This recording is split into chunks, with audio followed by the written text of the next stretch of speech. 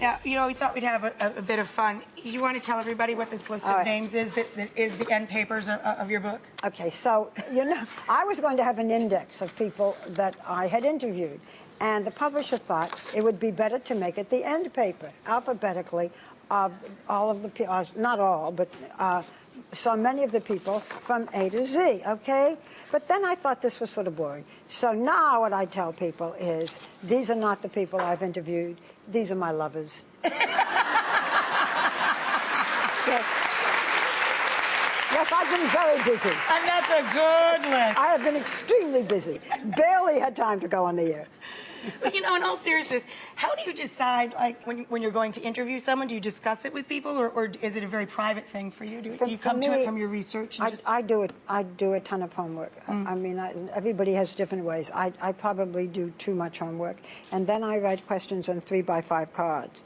I can write hundreds of questions. But the most important thing, as we all know, is not the first question. It's whatever the answer is, so that you can throw away all your questions and say, what did you mean by that? When did that happen? Tell me about that. I want that moment in the interview when it goes, bing, you know, when you're learning something you haven't learned before. Everyone loves that, you know.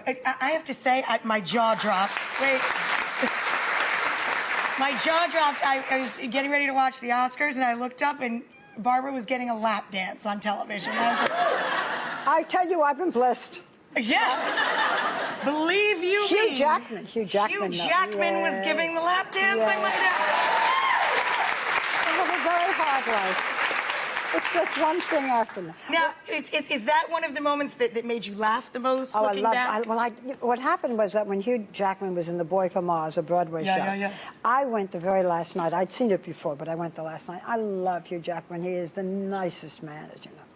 And at the end of it, when he was doing a curtain call, Matt Damon was in the audience, and he asked Matt Damon to come on stage and me, and the two of them gave me a lap dance. Oh, please, you know. Could you imagine? Well, unexpected. So when we went to do the interview for Academy Award night, I was not going to ask him to do that. I thought it was very undignified. We sat down to do the interview, and he said, remember the lap dance? And he got up and started to do it, and I thought, there is a God. I'm going to roll with it.